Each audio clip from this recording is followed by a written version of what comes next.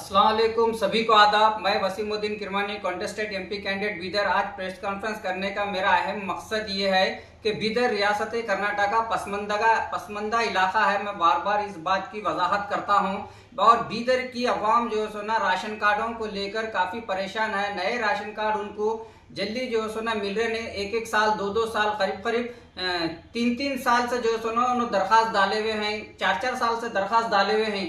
उनको नया BPL card चाहिए। वो लोग शादी कर लेते हैं, परिवार अलग हो जाता है, खवातीन में एक दूसरे की सास की बहू भी नहीं बनती, कई मसाइल है, कई चीज़ें हैं। तो हुकूमत से मेरा इस बात का पुरजोर मुतालबा है कि बीदर के जितने भी 4,000 के करीब जो है ना बीदर जिले के बीपीएल राशन कार्ड के एप्लीकेशन रुके हुए हैं, वो तमाम एप्लीकेशनों को जल्द से जल्द जो है ना परमिशन दिया जाए और हर अप्लीकेंट को उसको बीपीएल कार्ड मिलना चाहिए। क्योंकि बीपीएल कार्ड रहेगा तो उसके कुछ जो है ना हॉस्पिटल फैसिलिटीज रहते हैं या कुछ उसको गवर्नमेंट के स्कीम्स के फैसिलिटीज होना चाहिए, या कहीं प्लॉट मिल रहा तो उसको शादी हो गई, सेपरेट फैमिली हो गई तो उसका सेपरेट घर जिंदगी चालू हो जाती है। तो उसकी सेपरेट घर जिंदगी चालू होने के लिए उसका राशन कार्ड का होना बहुत जरूरी है। अगर राशन कार्ड उसको सेपरेट मियाँ बीवी को अपना मिल जाएगा तो उसके बच्चों के स्कूलों में एडमिशन रहता है, दाखिले रहता है, हॉस्पिटल रहता है, गवर्नमेंट के स्कीम्स रहती है, प्लॉट का रहता है, लोन का रहता है, कई सारे चीजें रहते हैं जिसका वो बीपीएल कार्ड से बेनिफिट ले सकता है। ये उसका जमहूरी हक और राइट्स है। उसके राइट्स को क्यों रोका जा रहा है, ये मेरा सवाल है कर्नाटका चीफ मिनिस्टर सिद्धारमैया साहब से। क्यों गरीबों को उनके हक और अधिकार से महरूम किया जा रहा है? शादी हो गई, उसका परिवार हो गया, 1-2 महीने 6 महीने में बास लोगों की बनती है, नहीं बनती जॉइंट फैमिली में? हाँ, क्यों उनके हक, उनके जमहूरी हक से उनको महरूम करना? ये गलत हो रहा है। जितने भी लोग एप्लीकेशन डाले हैं उनको जल्द से जल्द बीपीएल कार्ड मिल जाना चाहिए बोल के मैं इसी निवेदन और रिक्वेस्ट करता हूं कर्नाटका चीफ मिनिस्टर सिद्धारमैया साहब से और फूड मिनिस्टर ऑफ कर्नाटका से। और एक दूसरी बात, ये बीदर में जैसा कि ये बैकवर्ड एरिया है, यहाँ पर प्राइवेट इंस्टीट्यूशन वाले पेरेंट्स का खून चूस रहे हैं। जैसा कि बुक्स, नोटबुक भी स्कूल से खरीदना, पेंसिल स्कूल से खरीदना, यूनिफॉर्म स्कूल से खरीदना, शूज स्कूल से खरीदना, इवन जो है ना एक सॉक्स भी और शूज की डोरी भी लेना है तो स्कूल से लेना, जैसे जो है ना उन्होंने फर्ज कर दिए हैं।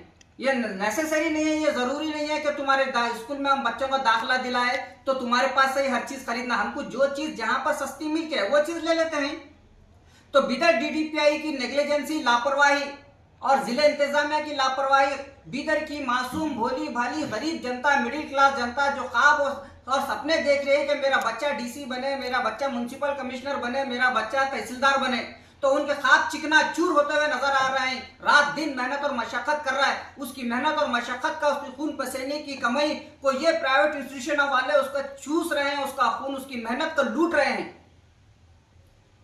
ये जो है अंधाधुंध लूटमारी चल रही है स्कूलों के नाम के ऊपर। इसका जिम्मेदार कौन है? मेरा सवाल है बीदर नॉर्थ एमएलए रहीम खान साहब से और बीदर डिस्ट्रिक्ट इंचार्ज मिनिस्टर ईश्वर खंडे जी से और कर्नाटका चीफ मिनिस्टर सिद्धारमैया साहब से। क्यों हमारे ऊपर जुल्म और अत्याचार, नाइंसाफी हो रही है? क्यों आप लोग इसके खिलाफ ऐवान असेंबली में आवाज उठाते? क्यों आप डीडीपाई के कानून क्यों नहीं सिखाते?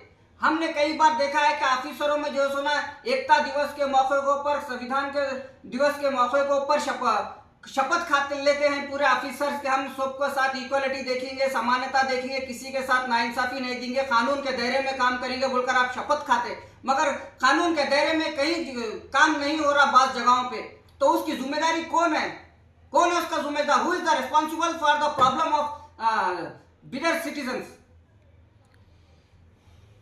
I am asking to question with the Deputy Commissioner and Chief Minister of Karnataka. हाँ, और ये चीज हो। दूसरी बात, मैं एजुकेशन मिनिस्टर कर्नाटका से, चीफ मिनिस्टर सिद्धारमैया साहब से इस बात की रिक्वेस्ट कर रहा हूं कि जो लोग अपने बच्चों को प्राइवेट स्कूल में केजी से लेके पीयूसी सेकेंड ईयर तक पढ़ाते हैं, वो लोग सरकारी स्कूलों में अपने बच्चों को दाखिला नहीं दिलाते। वो लोग के पास पैसा रहता है, फिर वो लोग का बच्चा प्राइवेट स्कूल में अच्छे पढ़ के करके अच्छा परसेंटेज लाता है, फिर वो जो है ना मेडिकल और इंजीनियरिंग में गवर्नमेंट की सीट का बेनिफिट वही लेता है। तो मेरे जैसे गरीब के बच्चे जो सरकारी स्कूल में दाखिला लेके फर्स्ट क्लास से पीयूसी तक सरकारी स्कूल, सरकारी कॉलेज में पढ़ने वाले बच्चों को फ्री मेडिकल सीट नहीं मिल रही, फ्री इंजीनियरिंग की सीट नहीं मिल रही। एक्चुअली हकदार तो हमारे जैसे गरीब के बच्चे हैं जो सरकारी स्कूल में पढ़कर सरकारी कॉलेज में पढ़ते हैं, उनको जो है ना फ्री मेडिकल सीट और फ्री गवर्नमेंट की free engineering seat, medical seat के हकदार सरकारी स्कूल के बच्चे हैं जो सरकारी स्कूल से कामयाब होते हैं। असल हकदार उन्होंने है, क्योंकि ये गरीब है, इनके पास पैसा नहीं है, इन्हों जो है ना गवर्नमेंट सीट के हकदार हैं। इनके पास पैसा था, इन्होंने प्राइवेट स्कूल कर प्राइवेट कॉलेज में पढ़ाए, इन्होंने पीयूसी तक पढ़ाने को पैसा है, तो मेडिकल कॉलेज भी मेडिकल और इंजीनियरिंग कराने भी इनके पास पैसा है। हाँ, अम्मा भी टीचर, बाबा भी टीचर, सरकारी स्कूल में बच्चों को प्राइवेट स्कूलों में पढ़ा के डॉक्टर इंजीनियर बना रहे हैं, आईएएस बना रहे हैं, आईपीएस बना रहे हैं। हमारे जैसे गरीब के बच्चे होटल में काम करने वाले, रिक्शा चलाने वाले, पहला धोने वाले के बच्चों का भविष्य मुस्तकबिल तबाह और बर्बादी के रास्ते के ऊपर है। क्यों? हमारे पास पैसा नहीं है मेडिकल सीट खरीदने को, इंजीनियरिंग करने को। उतनी हम जो सुना कंपटीशन के दौर में हमारे बच्चों को सरकारी स्कूलों में वो फैसिलिटीज नहीं मिल रही।